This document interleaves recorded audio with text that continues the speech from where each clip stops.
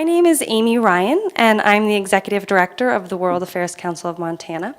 And I'm just going to take a minute to introduce the council and why we get to be here all tonight to listen to these wonderful speakers, and then I'll introduce our speakers. So the World Affairs Council of Montana is a nonpartisan, nonprofit organization that's based out of here in Missoula. And we're a part of a larger nonprofit called the World Affairs Council of America. That's the largest nonprofit of its kind in the country doing international education outreach. So there are 90 chapters around the country, and we are the Montana branch. So we have big shoes to fill, and we're really excited to be doing the work we're doing. So we do this international education outreach and global awareness work in several ways, one of which is our Distinguished Speakers Program, which you're a part of right now. This is when we bring in international experts, dignitaries, diplomats, other interesting people, to give the Missoula community and schools around the state a chance to engage and learn from them. It's a really exciting opportunity with issues ranging from global poverty to we've brought in the Syrian ambassador and Islam, and in a day and age when it's hard sometimes to know what information is good, we like to bring you the source. So it's a really great opportunity for Montana. The other programs that we have are global education initiatives, and that's when we bring our programs into the high schools.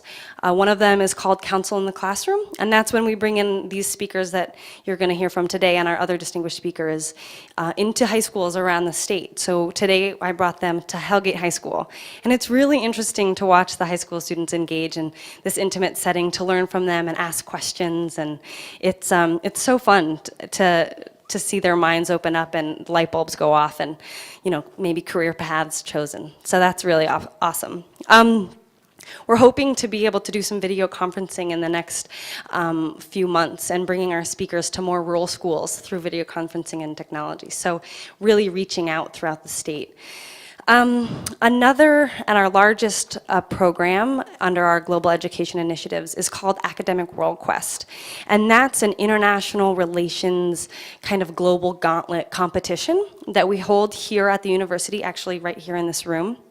And that's where teams of high school students, teams of 4, come to come to Missoula and compete on global issues, international relations, current events, Millennium Development Goals is often, as Ken I'm sure will touch on, is often topics. And they have 100 questions to answer, and the team with the most points at the end, we send to Washington, D.C. to represent us at the national competition. And Montana does really well. We've placed 2nd. Last year, I think we placed 10th. So we are a force to be reckoned with these public and private and charter schools from around the country. So we started in 2005 with 3 teams, and last year we had 59 teams and over 300 students. So it's a growing program that we're really excited about, reaching Montana high school students from all across every corner, that 2 Dot and Cold Strip, and really exciting to get these students involved in international relations. So that's just a little bit about the council. If you're interested, I invite you to become a member. You can check. We've got some flyers out there, or we'll plug the montanaworldaffairs.org. So you're welcome, and I invite you to take a look at that. So now I'd like to introduce our speakers. We're going to start with Dr. Genevieve Chabot. She's the co-founder of the Iqra Fund with her husband, Doug Chabot. She lives in Bozeman, Montana, and has earned her doctorate in education, curriculum, and instruction with an international educational development focus. Genevieve also earned degrees in elementary education and secondary science education. Her and Doug started the Iqra Fund in 2011, and her work has taken her to Pakistan, Afghanistan, and Morocco, where she has developed teacher trainings and student scholarships to improve the quality of education and long-term sustainability of rural girls' schools. She also developed and maintained programs to monitor and evaluate community needs, programming effects, and overall educational development impact. Previous to the Iqra Fund, Genevieve worked with the Traveling School, whose mission is to provide girls with an academically and globally inspired education. Genevieve led girls on multiple trips to Southern Africa, New Zealand, South America. She also consulted for the Central Asia Institute in Pakistan and Afghanistan for 3 years. In 2010, she was a founding board member for the Global Midwife Education Foundation and currently serves and supports their programs as the Director of Education. Up until recently, she held a part-time adjunct faculty position at Montana State University, teaching courses in the Department of Education and the Masters of Science in Science Education program. Whew, accomplished girl. Next, we're going to hear from Ken Patterson, who lives in Asheville, North Carolina, and has been working since 2005 with Washington, D.C.-based Results as their global grassroots manager. He has built the structure for a network of 70-plus Results chapters in the United States to create political will to end poverty. The support of tried and true solutions in the areas of microfinance, global health, and education to end global poverty are the direct work of Ken and this network. He can't think of anything more powerful to be doing with his life. Ken served in the Peace Corps in Niger for 3 years as a volunteer, and then worked for the Peace Corps as contractor and an associate director for the next 5 years. His time in Niger included work in agroforestry and food systems, including dry season gardening, well construction, fruit and agroforestry tree projects, soil erosion control, microfinance, and literacy projects.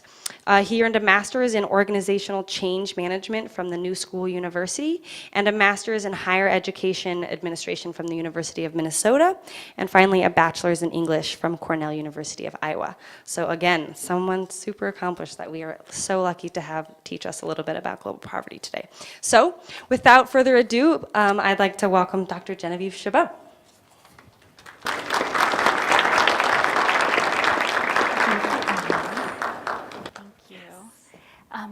Can we turn this microphone on?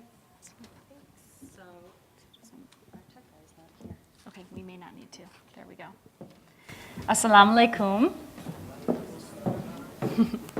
Iqra, Iqra, Iqra. Those were the first words that Allah spoke to the Prophet Muhammad through the angel Gabriel. Iqra translates to read from Arabic. And it's the name of the nonprofit organization that my husband Doug and I founded last year on August 23rd, 2011. So Iqra Fund provides opportunities for women and children, especially girls, to improve their life through education. And as you heard from Amy, my background is in education, curriculum, science education, teacher development, international development. So when I talk about education, I'm not talking about school buildings. I'm not talking about the bricks and mortar. I'm not talking about classrooms. I'm talking about quality education. I'm talking about access to education. That looks a lot different than a school. I'm going to share that story with you. So Iqra Fund is focusing our programs right now in northern Pakistan. So as you see in the Karakoram Mountains just below where K2 is pointed out, there's a little red X, and that red X is on the Hushay Valley, and that's one of the regions that we're working in the northern areas of Pakistan. So just to give you a little perspective, it takes me to fly from Bozeman to Islamabad through Dubai about 26 hours. Then from Islamabad, if I'm lucky, I get an hour-long plane flight to Skardu and then get to drive 12 to 16 hours up into some of these remote valleys. Since 2007, my first trip to Pakistan, I've been lucky and have been able to catch that flight from Islamabad to Skardu a half dozen times. The other 8 times that I've traveled north, I've driven. And that takes about 24 to 36 hours on the Karakoram Highway that unfortunately now we can no longer drive on. If you were watching the news this summer, not only recently with the tragedy with Malala being shot, the 14-year-old girl who was shot by the Taliban in Swat Valley, that's a bordering valley with the Karakoram Highway, which you would have to drive between Islamabad and the northern areas. But a few other events that you may have heard about this summer was that 2 buses were pulled over by Sunni extremists.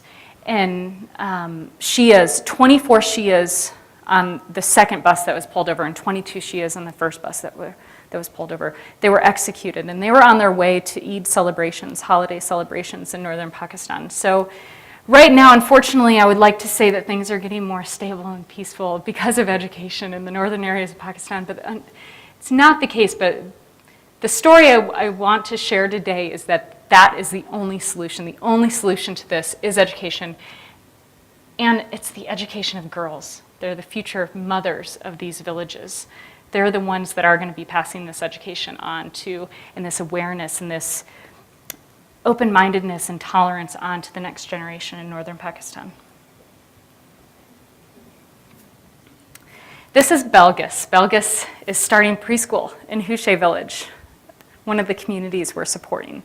She is going to be a brain surgeon when she grows up. I'm still not sure where she learned about brain surgeons, but the first time I met Belgis, a little over a year ago, she wanted to be a doctor. But Belgis told me 2 months ago, she no longer wants to be a doctor, she wants to be a brain surgeon, and come sit down because she's going to read me a book. And I have to tell you, she's really incredible at reading in English, and neither of her parents have ever been able to read her a book. They haven't had the opportunity to go to school. And so her mother loves to hear Belgis read to her, and her father loves to hear Belgis read her stories. But her greatest inspiration are the girls in her community who've had an opportunity to go to school.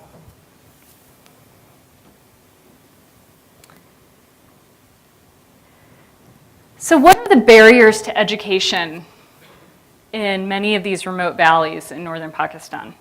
What are some of the barriers to education for girls that you've heard about in the news, that you've been aware of? You can shout them out. Tradition. Cultural, social, tradition. Yeah, those can be barriers to girls' education in remote Pakistan. Geography. Thank you. Geography is an incredible barrier to education. And the village that Belgis lives in, it would take her, if the roads aren't washed out, and if the weather's good, and if it isn't winter, it would take anywhere between 8 and 10 hours to get to the local high school. Any other barriers? Religion. Yeah, in some of the conservative areas, they'll use religion as one of the reasons why they wouldn't allow girls to go to school. Mm-hmm. Early marriage. Yeah, and that can be getting married young as a consequence of not having the opportunity to go to school. You show that if a girl continues on past the 6th grade, she won't be getting married at 13 years old and she won't start to have kids at 14 years old.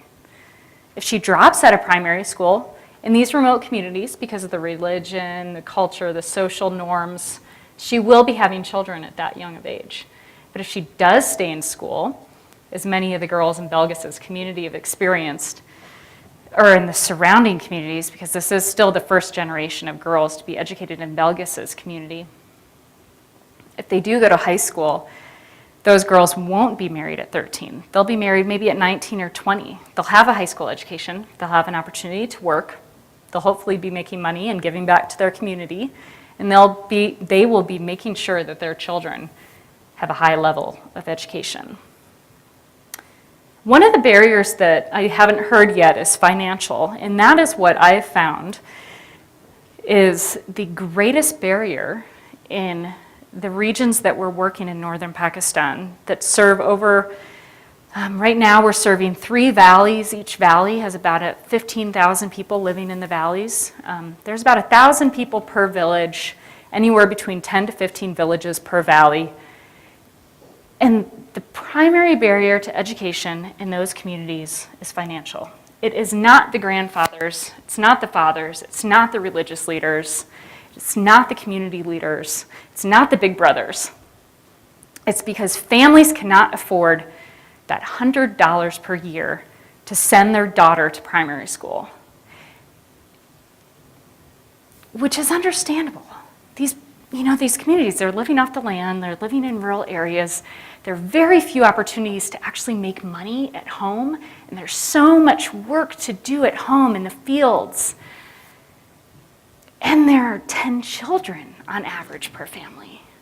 So how can you afford, if you're Muhammad Ali, the grandfather of this lovely young little baby on his back, who he kept warm all winter long, this past winter in Houché when I spent time with him, he couldn't afford to send his daughters to school.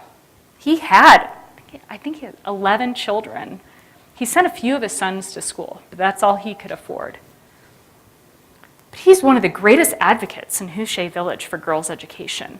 He's a high-altitude porter and has actually traveled throughout northern Pakistan and has been in the valleys where girls have been going to school for a few generations, and he's seen the difference. He knows that if you go into a village where girls have been educated, that village does look healthier. He hasn't read the global statistics about how every year of a girl's education, she's going to have fewer children, those children will be healthier, that every year of a girl's education reduces her chances of dying during childbirth. He hasn't read those global reports, but he can tell you what he sees in those villages that he goes through in northern Pakistan. They look healthier, the women are having fewer children, they're more empowered, it's a better they're in a better economic condition. He's seen it firsthand, and so have I, and that's why he is part of this council that has invited Iqra Fund into the community to work. And so what it looks like when I'm working in Pakistan, and I've been there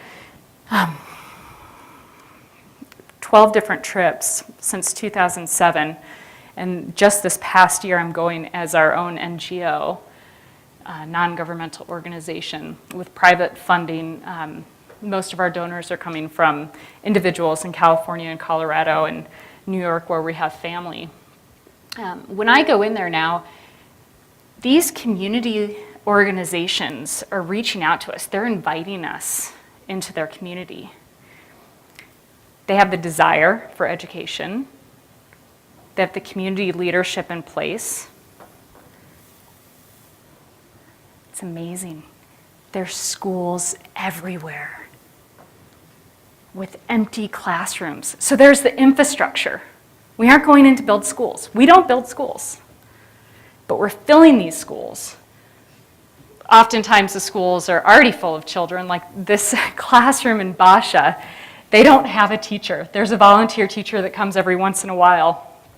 I have a proposal for 2013 funding to hire a teacher to teach at this school for $2,500 per year would be the teacher's salary, and that's a good salary for a teacher.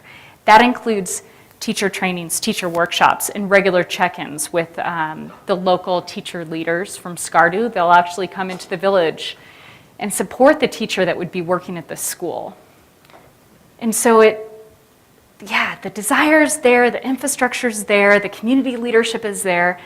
The barriers are financial, and some of those linkages to the resources and oversight and guidance.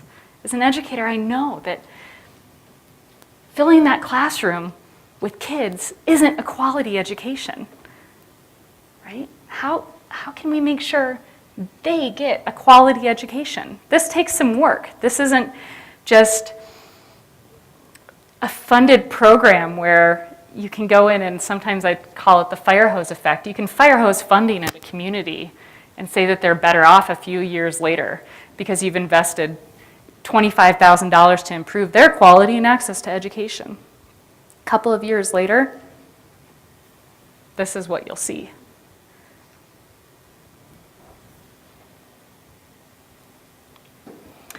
So what does quality education look like? What it looks like for Iqra Fund, it's a few phases. The first phase is looking at, if we have the first generation of girls going to school, they're at they're at like the preschool first grade level of learning, If we can bring in local teachers who have had exposure, local meaning in the surrounding villages of the same tribe, of the same tribal language, if we can bring in those local teachers and train them to be preschool, first grade, second grade teachers, that gives us a few years to search for really appropriate primary school level educators who have the kind of education and background so that our students through primary school succeed. They're able to pass the national exams for sixth grade, and they can go on to high school. That sort of focus and attention is very important.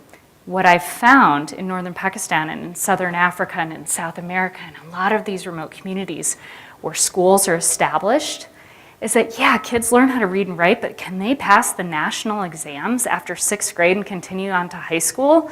Oftentimes, no. And somebody in our audience, Dolly, tonight, she's experienced this in other countries as well, I'm sure, with USAID-funded programs, which some I've seen very successful, but there are some programs that you'll find, educational development programs that you'll find that fire hose money into a community, establish schools, but it's not setting the students up for success. And there are ways to set students up for success, especially girls, in these very traditional, culturally sensitive communities based on, living very close to those religious values. And to set the girls up for success, you really need to develop these girl-friendly schools. So the stages that we develop in, we look for local teachers. We make sure that those local teachers are able to get the quality training to make sure that they're able to teach in a way that's student-centered, that's experiential, that isn't just based on rote memorization, which most of Pakistan, and I think a large majority of the education systems around the world are still based on rote memorization, where even in sixth grade, all of the students are lined up and facing the teachers and doing call and reciting out of their books to the teachers, and that's how they learn all of their subjects. There are a number of institutions in Pakistan that embrace student-centered learning, that embrace Montessori education for preschool, that embrace the type of education and methodology that students, especially girls, feel most comfortable and succeed in. This is one of the high schools that our girls currently go to if they've continued their education onto high school in the Hunza Valley. And this is actually during test day. I was talking with the teacher about how I still don't have an image of her classroom. Normally, the students are all sitting around a large desk that was a door that's been flipped over. And somebody in the community has nailed legs onto the door so that all the students can face each other, because she went to a training run by a government agency that does trainings in the northern areas for teachers, that's supported by other NGOs, that is focused on student-centered learning. And so she embraces that in the classroom as well. So what do the mothers and aunties think about their daughters going away to school? How many here are mothers? How comfortable would you feel sending your 14-year-old daughter off to Skardu, 8 to 10 hours away on a dirt road, and you wouldn't see her you may have never been there. Many of these mothers have never been to Skardu. They won't be able to visit their daughters. If we've done our job well in the villages, it means that all of those girls are succeeding past the sixth grade, and they'll all be applying for our scholarships to go into high school. So what did the mothers think? When I ask these mothers what they think about their daughters going on to high school, they just say, I dream that my daughter's life will be better than mine. I don't want my daughter to have the same hardships that I do. My first baby I had, I was 13 years old. She's 40. She's on her 7th. I think a few of her children have died. I know she has 7. She lives in Hushe village, Hasima. And she's lost a few children, but you can see the baby she's carrying in her backpack right now, she's carrying to the fields. And she's been working hard all of her life, and she knows that if her daughters get a chance to go to school, they won't have the same kind of hardships that she's had. And that's what they hope for her. So how can we make sure that those daughters have a safe, comfortable environment to go to when they continue their education past high school? These girls will be applying for high school next year. They're on their way to the fields now to work, but they were in middle school in the morning. The schools have half-day shifts so that the girls and the boys can still help out with all the house chores. And that's another way to make it more girl-friendly, set the community up for success. That's what they request. What am I going to tell her mom and their fathers about the experience that they will have in high school? How can we make sure to keep them safe? All of our girls that go into high school, right now we have 158 girls that we're scholarshiping in high school. And that's because of a few generous donors from California who pledged for 4 years $100,000 of funding to start our first cohort of scholarship students. And the only way that we were able to make a commitment to 158 girls was because they promised 4 years of funding. So they're going to see those girls all the way through school. We'll never have to break our promise to those girls. And we can also make sure that those girls are safe, successful, and that we can go back and tell their mothers and fathers exactly what's happening with their experience in school. So the way that we're able to support them is at regular monthly check-ins, more often than monthly check-ins with their hostel owners. They're all living in the same hostel in different groups, so they're surrounded by they're surrounded by their peers. We have quarterly workshops. They've requested that their quarterly workshops are more focused on 21st century skills. They all want to learn how to use the computer, I think to Facebook more often than anything else. Their monthly check-ins, they're really interested in sanitation and hygiene topics, especially those topics that they can bring back to their community and teach to their mothers and aunties.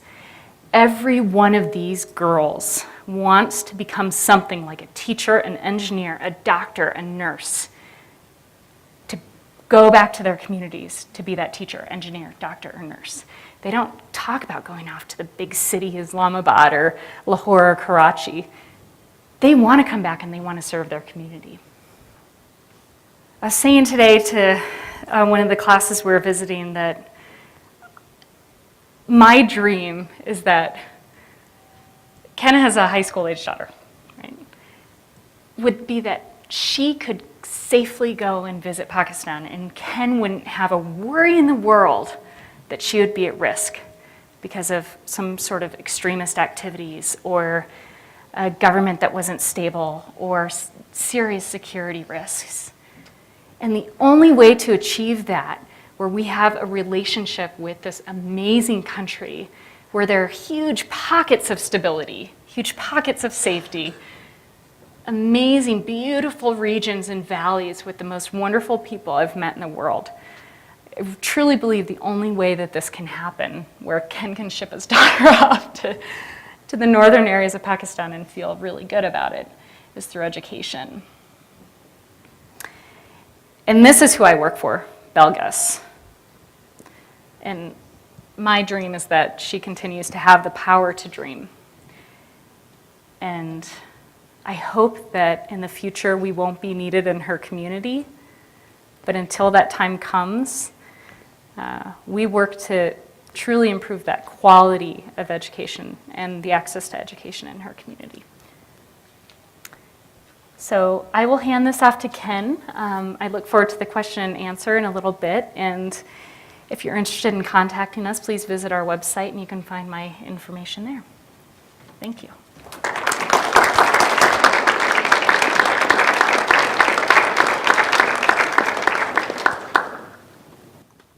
Can you hear me?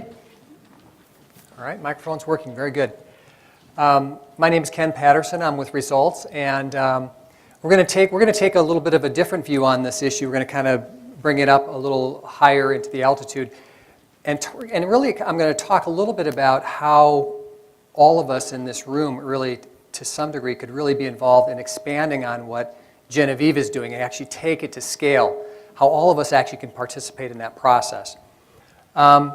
So my hopes for today with results here is to provide you with some insights on your own personal power, to further your understanding about why small U.S. investments around the world are both the right thing to do and also a smart thing for us to be doing, to inspire you about the difference you could make by advocating with results if you decide to get involved, and then ultimately my hope is to start a results chapter in Missoula. So I'm going to 5 parts here real quickly. Then I'm going to go through who is results, what is advocacy, because we are a citizen advocacy organization. I'm going to get into the issue of education and how we work on education specifically. We work on a number of issues, but one of the big ones we work on is education. The benefits of investing. I think there are a lot of questions that people have about why we are involved in the rest of the world, and I want to talk about that a little bit. And then just a little bit about taking action, again, that involvement piece that I talked about. So who is results? So I thought it would be good just to give you a sense of what our vision is for our organization in the world. Our vision is to be the leading catalyst of rapid progress toward a world where poverty no longer exists. So we've got big ambitions. And the way that we define that is that where nobody dies of causes in one part of the world or nation that are easily preventable in another part of the world or nation, where all children are receiving a quality education, where all people have access to economic opportunity, where all people have access to basic health care. And this final part is something that I think we are very unique around, is a critical mass of people take responsibility for guiding their government decision makers and to create a world where all of the above exist. So that's our vision. The mission of results is to create the political will to end poverty. And then the second one is really how we do that, to empower individuals to have breakthroughs in exercising their personal and political power. And simply put, we train ordinary people to advocate for poverty solutions. And I'll just tell you, I don't know if this one's reverberating here, or are you getting some reverb down there? Okay. That this involvement piece, the second part of the mission statement, is kind of a blind spot for a lot of us. A lot of us see the problems of the world, but we don't know what to do about them. Is there a reverb there a little bit? So a little bit about how results got started. A gentleman named Sam Daly Harris, this was like at the very end of the 1970s. He went to a presentation by a group called the Hunger Project. And during the presentation, somebody had pulled out a report from the National Academy of Sciences, and they were talking about hunger. And the report, this is in the late 70s, the report said, we have all the food on the planet. We have enough food to make sure that everybody has enough food to eat. Nobody ever should have to be hungry because we have all the food that we need. And the report concluded that within a generation, we should be able to end hunger and starvation on the planet. But the report also concluded that what would keep us from doing this is a lack of political will. So Sam, going to this presentation, for him, that was a little bit of a shocker. Because in his mind, it was, well, if we have enough food on the planet to feed everybody, then certainly we would be doing that. And that the reason people are hungry is because we have no solutions. So for him, this idea of political will was a big one. It's like, well, if that's the gap, then if we actually we have the solutions to these issues, but then the gap is political will, then we need to take a look at what political will is about. So Sam was a substitute music teacher and a percussionist for the Miami Philharmonic at the time. Totally qualified to address the issues of hunger and poverty in the world. And so he surveyed 7,000 of his high school students and just asked them one simple question. How many of you know the name of your representative in Congress? So out of 7,000 students, how many knew? Who wants to guess? 5? 100? Anybody else? 200. 200 out of 7,000 knew the name of their representative. So for Sam, that was sort of like, okay, I get it, political will. So if the people are not connected and they don't even know the names of people who make decisions on their behalf every day, we got a problem here. And so he set out then to create an organization that would bridge people and the government so that poverty solutions could be put in place. So what is political will?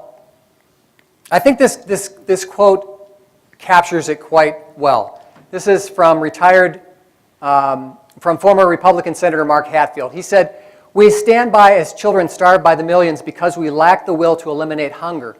Yet we have found the will to develop missiles capable of flying over the polar cap and landing within a few hundred feet of their target.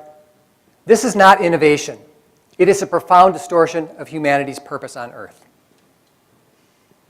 And clearly, if we can land a rover onto Mars and have it beam back pictures and signals for us, that we can actually resolve the issues of getting all girls in school around the world, addressing the issues of hunger and poverty, addressing the issues of children dying for lack of a couple cents worth of vaccinations. So why do I do this stuff? So I got involved with Results, and I just one example of why I do this, and a really poignant one for me, is my friends Biba and Isa. Isa was the village blacksmith when I was a Peace Corps volunteer. He lived right next door to me, and we became very good friends, and I became very good friends with their family. One day, Isa came over to my yard, and he looked, I didn't even understand the look on his face. He just looked totally different. And he said, "Ken, can you come over?" He said, "Karim," that was my name, "Karim, can you come over and see my daughter? She doesn't even know who I am." That's what he said in Fulfulde. She doesn't know who I am, and I didn't understand that. And so I went over there. His baby daughter is sitting on the bed, and she wasn't there. I mean, I looked in her eyes, and it was vacant. She was struggling to breathe. And so I got what he said when he meant his daughter, when he said his daughter didn't know who he was. So I looked at her, examined her, all the while going in through my head saying, this girl is in trouble, this baby is in trouble, what am I going to do? Knowing the whole time that there was no medical facility anywhere nearby, there was no medical professional anywhere nearby. And so for me, all I could do was look at her, I watched her, her breathing slowed, and then it finally stopped. And so I gave her mouth to mouth. I tried to resuscitate her. I tried to get her heart beating again, and I just kept working on her. And there was nothing I could do. There was no place to take her. There was no answer. And finally, she expired. And so Biba's baby, and Biba just shrieked. She just wailed when I stopped and I said I didn't know what I could do anymore. And so for me, that baby was one of the now 20,000 babies that dies of preventable causes each day. It could have been a vaccination, could have been could have been dirty water. It could have been any number of things that are highly preventable. And so for me, it's like that shouldn't happen. Biba and Isa's pain is the same as if one of us lost our own children, lost a sibling, lost a cousin or a brother or sister. So let me go into advocacy a little bit and talk about advocacy, why advocacy is important. So what is advocacy for starters? Advocacy is essentially lobbying. Results is a citizen advocacy organization or a citizen lobbying organization. We train volunteer people to lobby their members of Congress. I just pulled these off of Wikipedia, and if you compared them, I'm not going to read through them, they're synonymous. They're the same thing. So advocacy is essentially lobbying. So why do we advocate with Congress?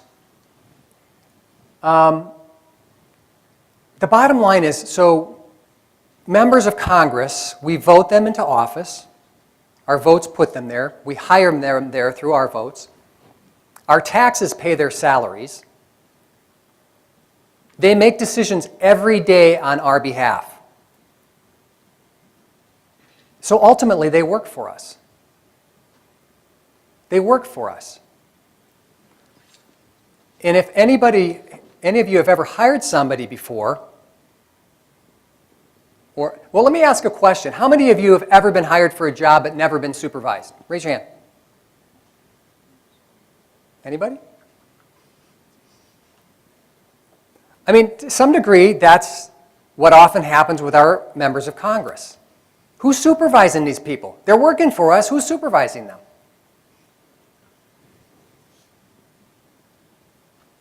If we aren't supervising them, the other question then is, who is? Who is supervising them? The paid lobbyist. The paid lobbyist is very happy to supervise. So let's take a look at spending on lobbying. 2011, you got $3.31 billion. 12,654 paid lobbyists. I just kind of calculated that off on the side. That means there are 24 paid lobbyists for every member of Congress in Washington. Those people are happy to supervise our members of Congress.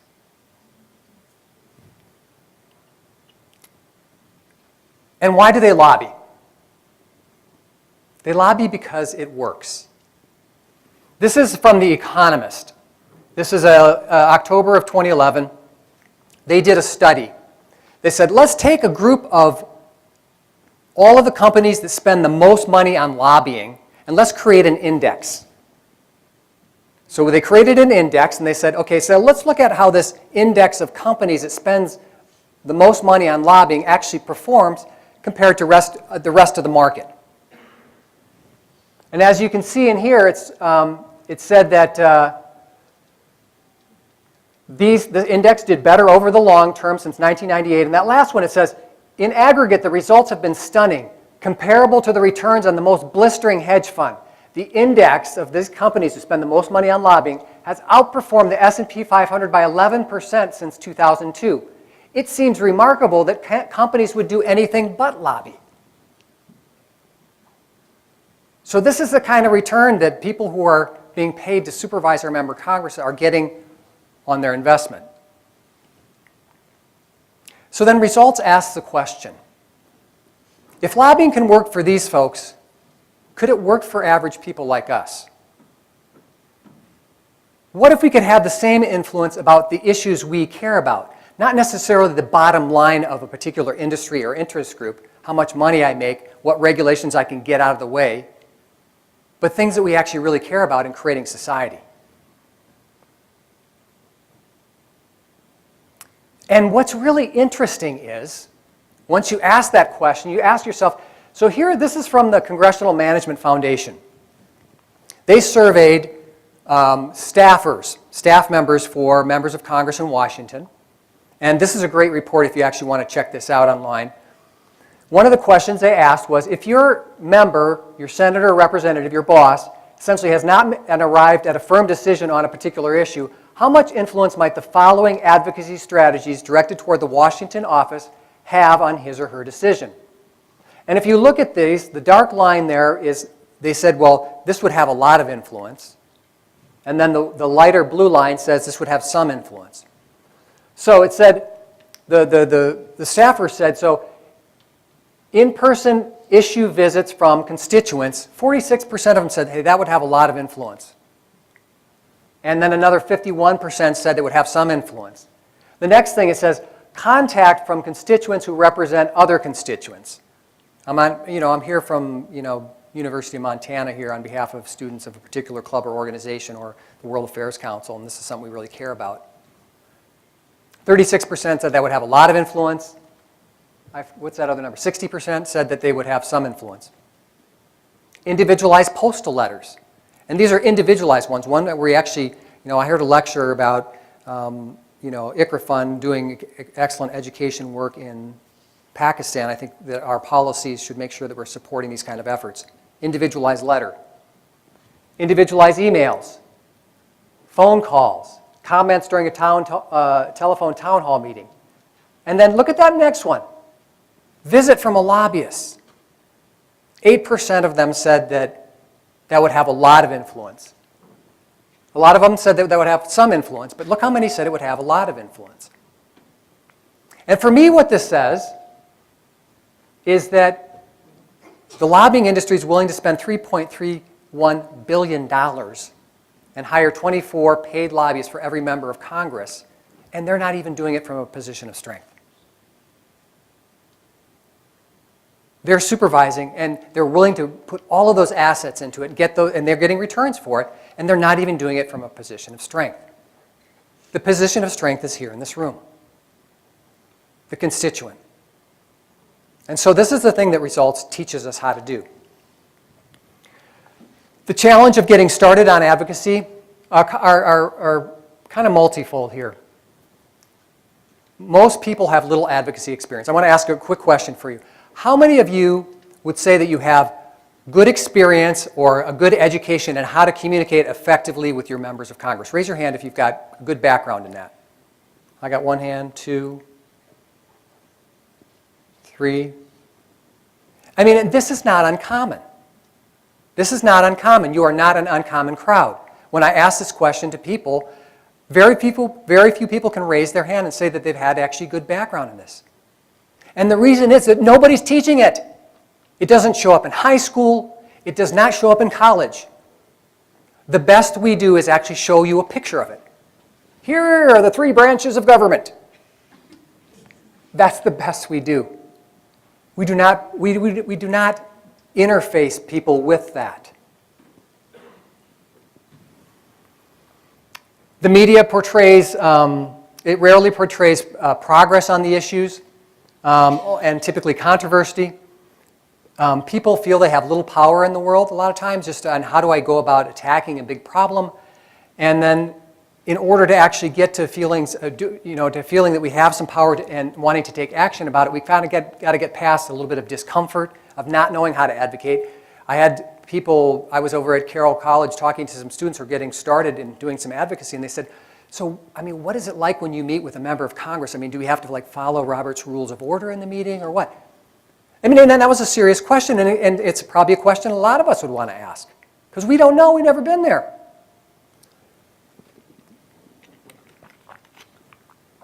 And again, there's a lot of cynicism out there about the political process. So let me get into the issue of education, one of the issues we work on.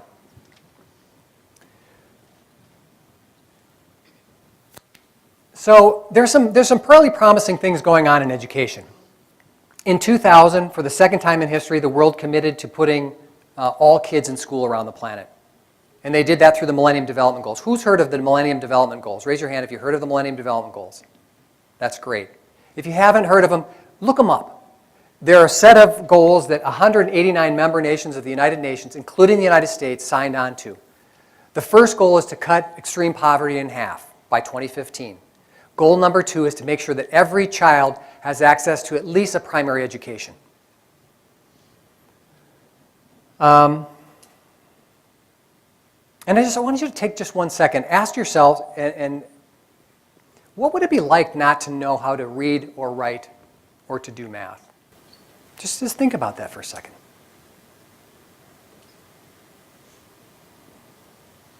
No texting? I mean, could you drive? Couldn't read the signs. Favorite romance novels?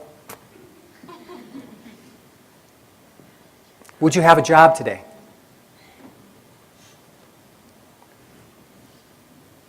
That's why the goal was so important, and for many other reasons, which I'll get onto in a second. So right now, an estimated 61 million children around the world do not even have access to a classroom, will never set foot inside a classroom. And right now, we are actually failing on this goal. We've actually made progress over a period of time, but we've stalled. And right now, because we've stalled, there could actually be more kids out of school in 2015 than there are actually today.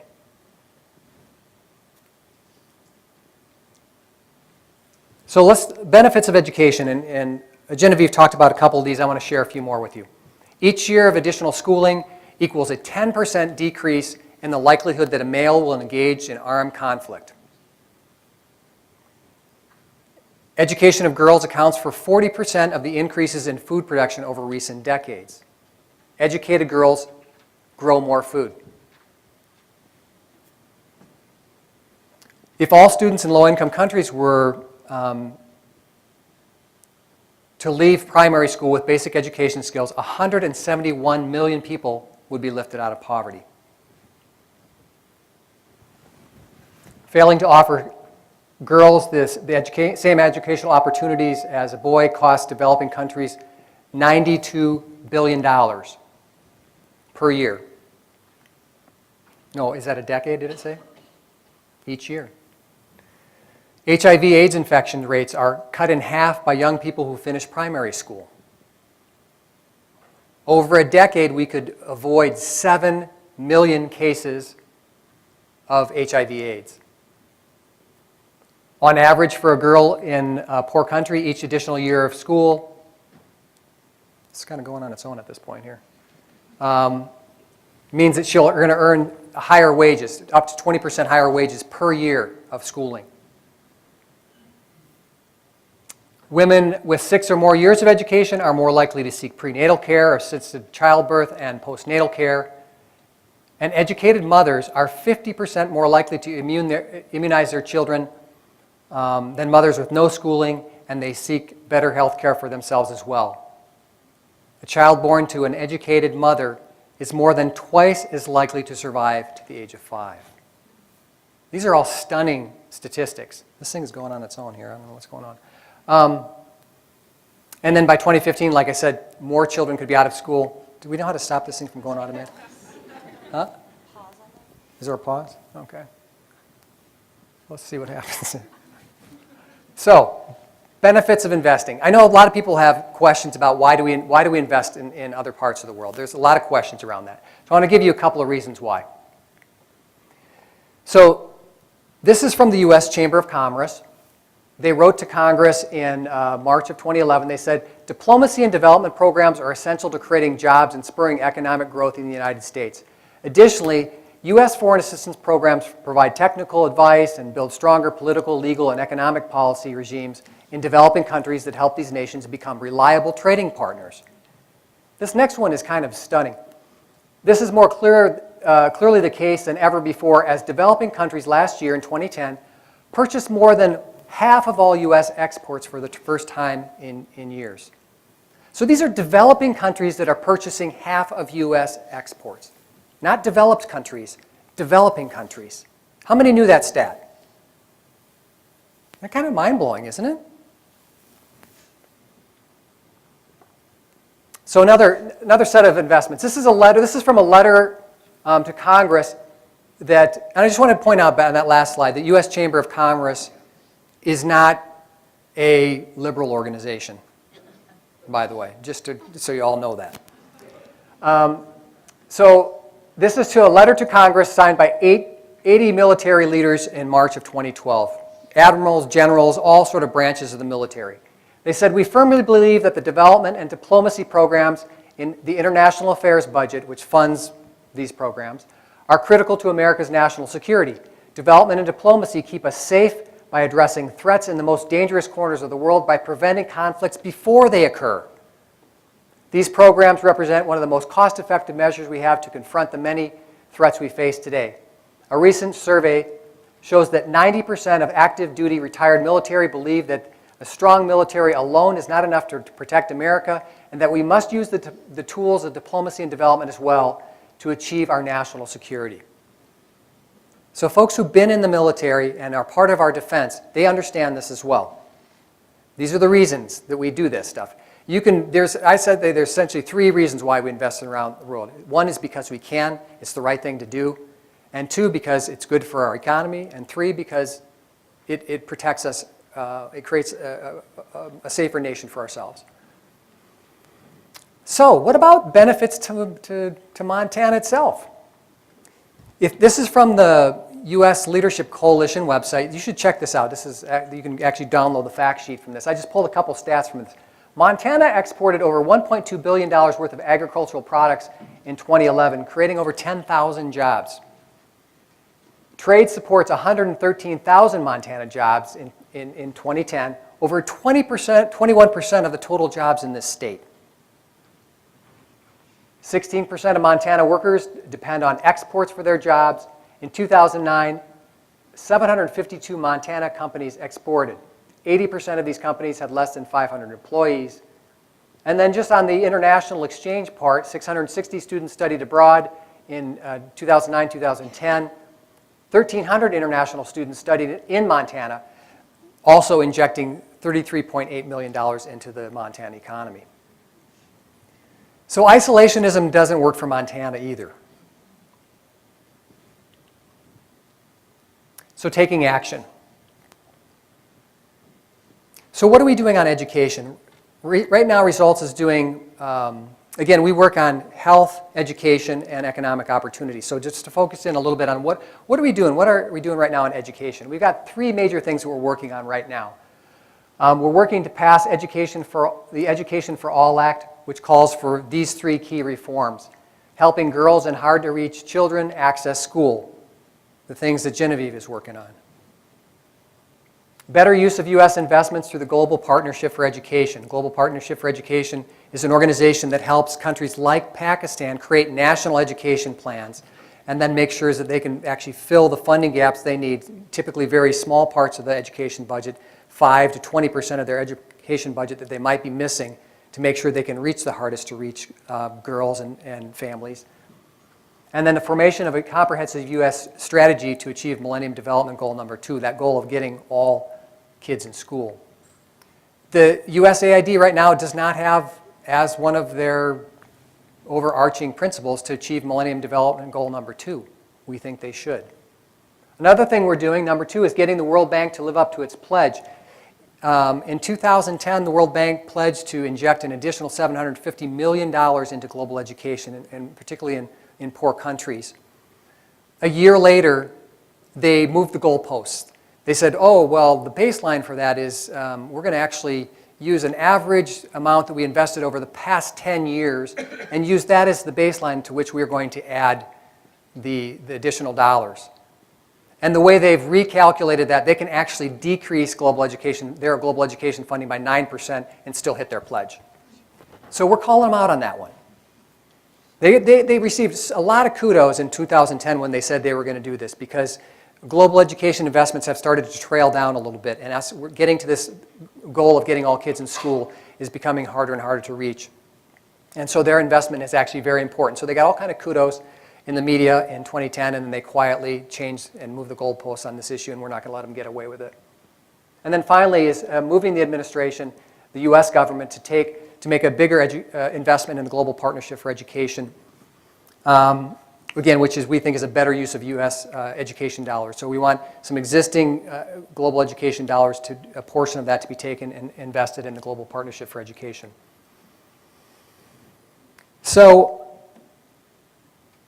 I'm calling all of you out here. We were talking about sustainability earlier today. It's like, do we build these organizations? Do we do this work so that we have jobs for the rest of our lives? Or are we really trying to work ourselves out of a job?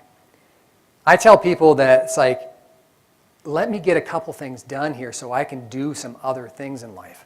I want to be done with this stuff. And I got several legacies that I would like to leave. One is, I want us to end AIDS, and actually we have all the tools that we need right now to actually end AIDS. Research emerged last year that said if you start somebody who is HIV positive on treatment early, like before they get sick, that you can reduce the possibility that they will transmit HIV to another person by 96%. Who's heard of that? Who has heard of that research? Anybody? Yeah? Yeah? Great. Because not a lot of people heard. That didn't make CNN. It didn't show up on Fox News.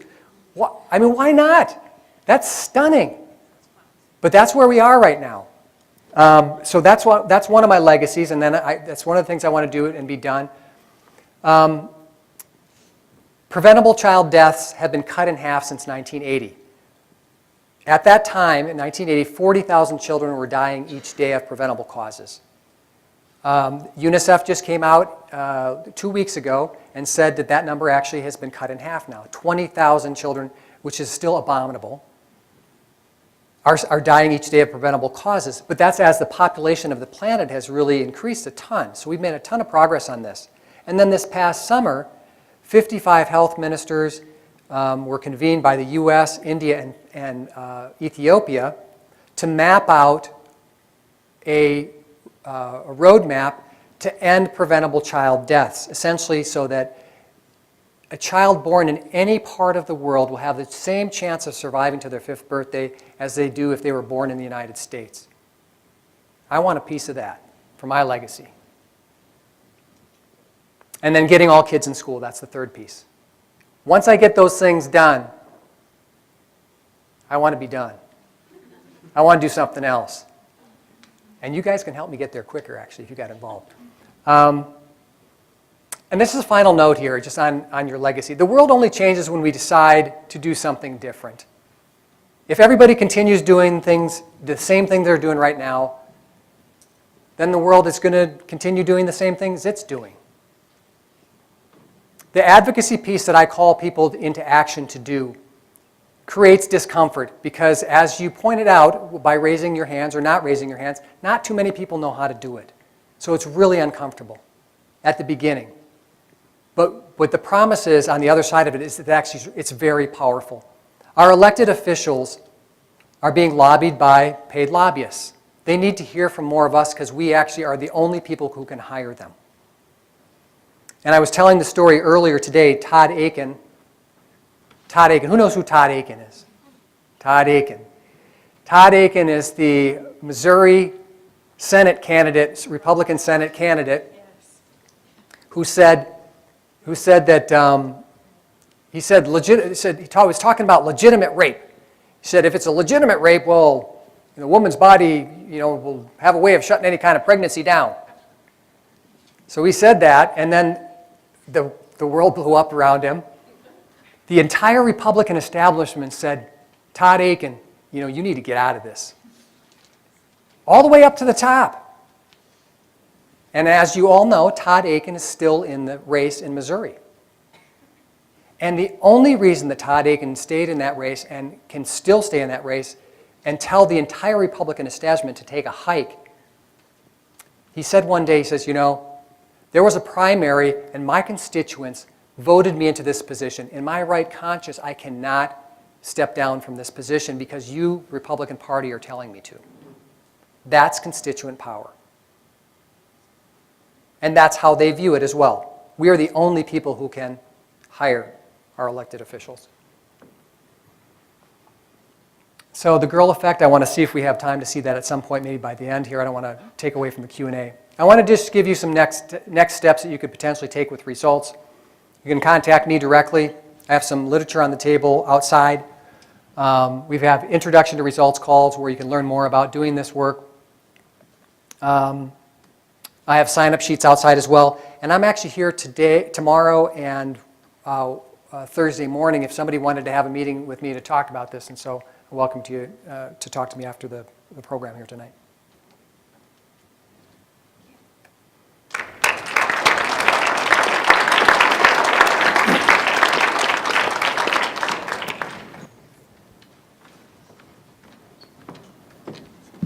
Hello. So we're going to take question and answers, and we're going to have Iqra bring you a mic if you want to ask them a question.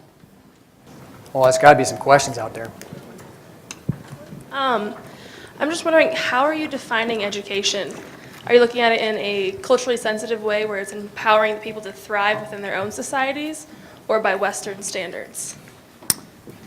Is that a question for me? Primarily, but both of you I'd like to hear from, I guess. Well, education and quality education is defined by the Pakistani Ministry of Education is that an educated person is illiterate, somebody who can read or write, and somebody who can read and comprehend a newspaper is how the Ministry of Education defines that. The way that I define education is very culturally sensitive in that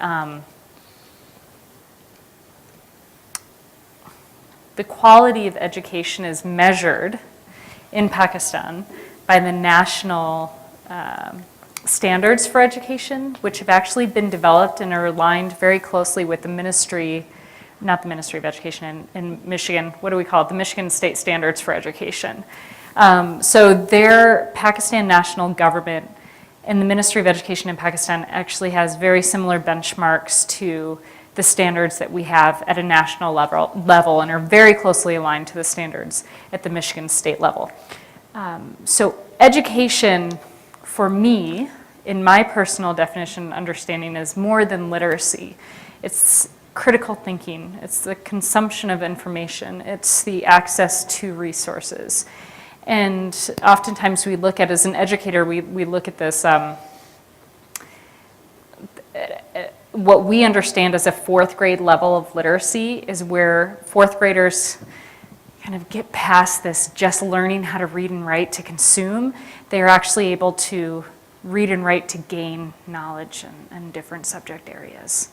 And that's the critical benchmark for a lot of global statistics. If we're able to get girls past the fourth grade or sixth grade level of education, their access to improving the community health, improving their own personal health, improving the level of education for their entire family and community just skyrockets.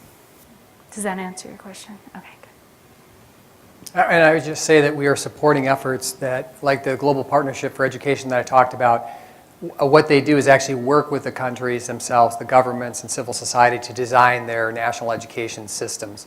And then they bring technical assistance to bear to look at sort of, whether it's actually going to provide access and quality.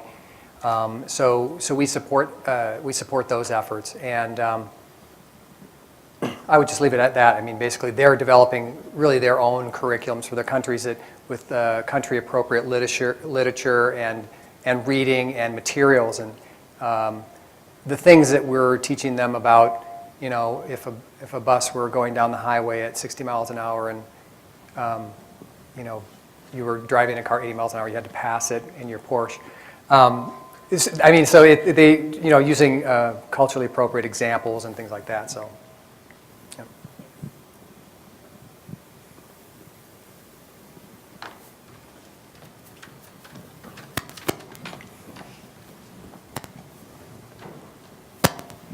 Hey, I don't know, I'm just kind of thinking out loud, so this might not end up being a question, but so I'm a social worker here in Missoula, and I've done some work overseas in the global social work field. I was in India last year working for an NGO there, so I absolutely agree with you guys. I really understand in terms of equal access to education, equal access to food, sanitized water, all of that. I absolutely agree with that.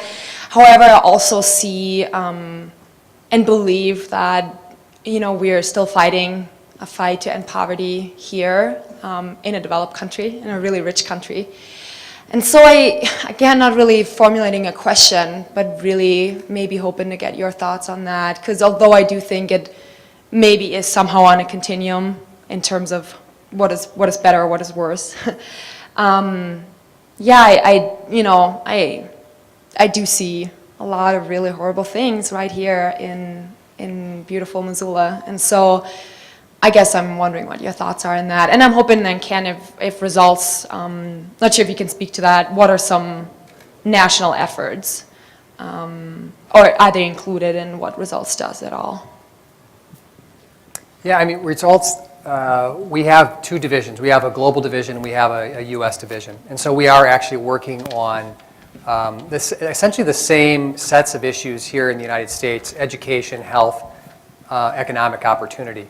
So we're looking at earned income tax credits, child tax credits, SNAP, and unemployment insurance right now during this financial crisis. So things that are actually keeping people above the poverty line. And then an education, Head Start, early Head Start, so that kids are entering school. I mean, if a kid doesn't have the access to those programs, if they are coming out of a household that doesn't have educated parents, they're typically starting out 3 steps behind, actually even just into kindergarten. So we are doing those, we are working on those efforts nationally. And I mean, just in general, I mean, the amount of money that we invest in these international programs is very small when it comes down to it. It's the ones that actually are poverty focused is 0.5% of our budget. And on the international side of things. And I think we can actually walk and chew gum at the same time. I think we can actually do both of these things. I think it's a question of priorities, though. I think that we've decided to do a lot of things, and we decided not to do a lot of things. And my sense is that the additional investments that we put in during this financial crisis have been necessary, in particular because there's a lot more people who are struggling.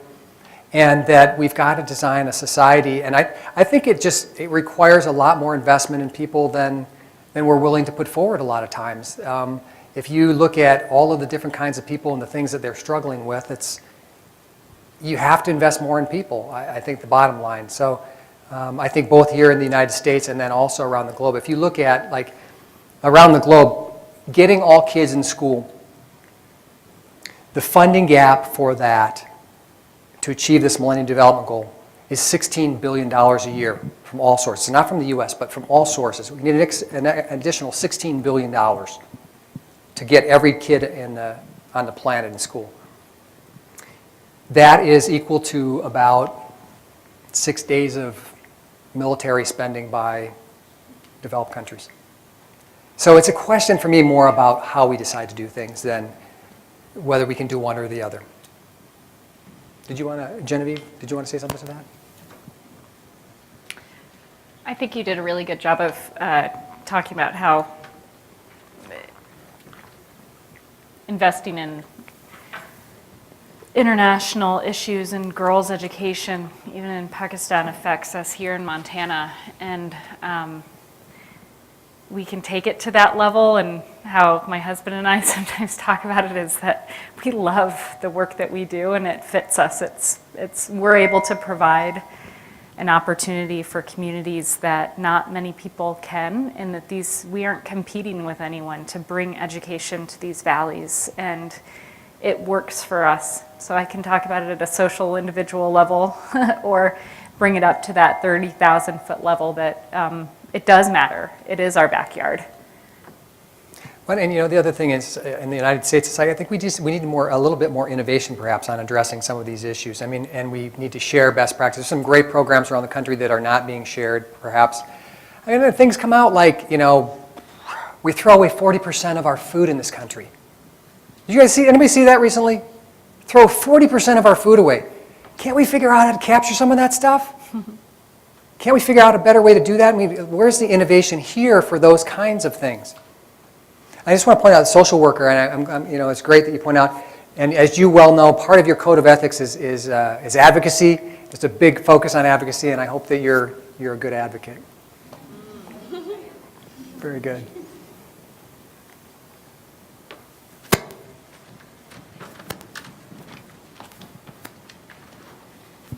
I think you guys kind of just touched on it a little bit, but I think I'd like to go in more depth.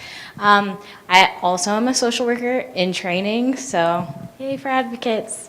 But in Missoula, we have a lot of nonprofit agencies here, and I see a lot of us as, advocates. I'm like, oh, I want to save the world as a social worker and stuff. But I see that our nonprofits are fighting with each other with funding and such. Do you find that through your work that there is less fighting, and what can we do even within our communities to maybe advocate with each other more and advocate for our clients? Great question, and luckily we haven't. Iqra Fund is a new nonprofit organization based in Montana. We haven't had to fight or compete for funding. We actually haven't yet had a fundraiser. People are coming to us because they want to affect change and support girls' education in Pakistan, and they get to know what we're doing and how we're doing it, and our books are open, our board members are accessible to talk to, and we found that people want to be part of our movement, and so We haven't yet, and I really don't want to be part of that. I don't want to fight with or compete with other organizations who are doing very important work, especially here in Montana, for funding. And I think what you were, and what I think I heard you touch on is how can there be a way to network or link or somehow move to look at this vision of what are we all trying to do here? Yeah, there are amazing people who want to see social change here in Montana, in the Bitterroot Valley, in Missoula, in Bozeman, in Pakistan. We all want the same thing in a way, right? And why aren't we working together and learning better from each other? I see this on the ground. As an NGO, I've done quite a bit of work now in Pakistan. I worked in Southern Africa and South America, and I see nonprofits, NGOs, compete to serve communities. There's a disconnect there. Why can't there be some sort of communication and networking? There's got to be a way to strengthen the services that we provide to a community. And some organizations are doing this well, and it's those organizations who let go of the specific outcomes that they have to have by the end of the year to report to their funding, or ego that they have, that they're the only ones in the world that can fulfill this need in this valley. So Iqra Fund is doing this well in that we thrive off of partnerships that we're building on the ground, and we haven't yet been faced with having to compete in our backyard for funding, compete against other organizations. And I would love to learn more about who is doing this better here in the States as far as looking at how we can collectively, how we can compete less for funding here in the States. I've seen great models about how organizations can not compete to serve communities on the ground, and we're trying to be one of those, and I think we're doing a good job of that. But you bring up a very important question, and one that I don't have an answer for.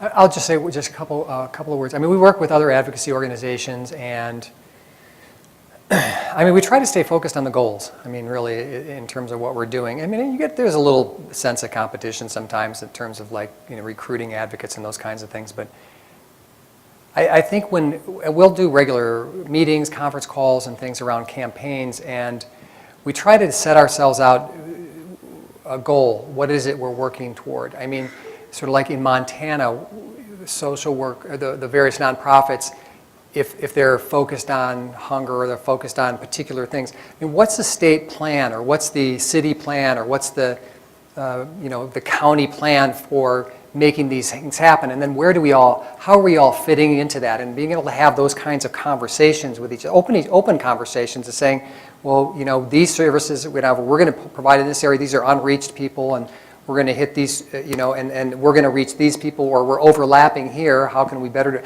I think it really has to come through dialogue, and it does have to come through. I find that, nonprofits, when they're left to their own without a bigger plan, that they end up doing that more. I think it's sort of what helps elevate the conversation is, what is the bigger plan that we're focusing on? What's the big thing we're all plugging into? What's the big thing that we're all working together to accomplish? And that if that plan is not there, then you should be advocating that one is created. What is it that we're trying to do for hunger or for whatever other issues you're dealing with? And then if you're all focused on how you achieve that plan, then it's a way of providing space for everybody. Again, I think that's in an ideal world. I don't know if that's helpful or not. But.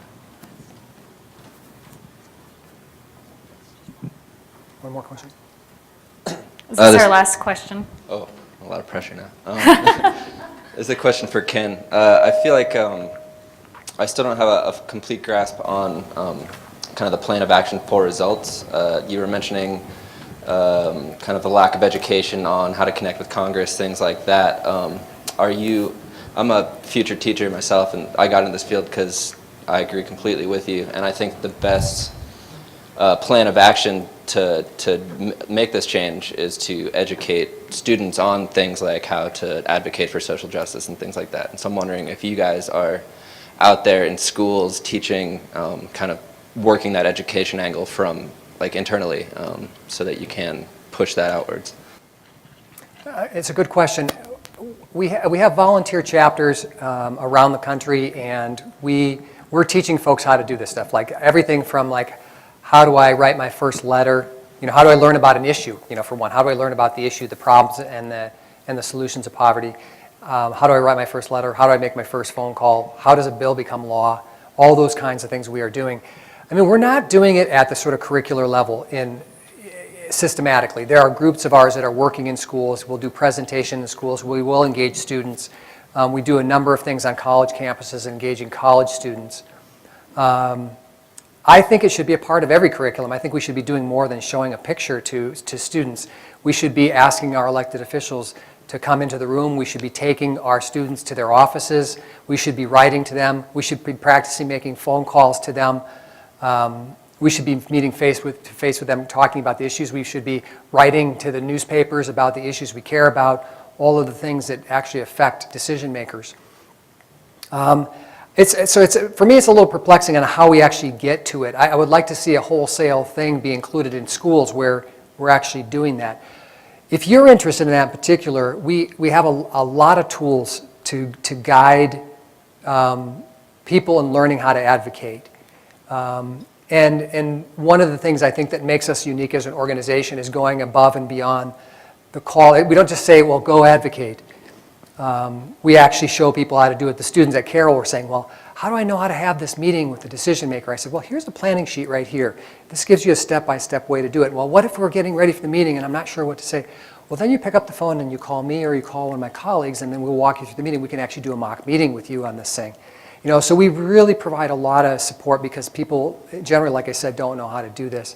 I would love, and I'm not really sure quite how to do it, but I would love to see us actually inject this more into curriculum. And again, this may be an advocacy point for students to actually take to your state legislature. What are the standards for this stuff? Where are they in the curriculum? Why don't they exist?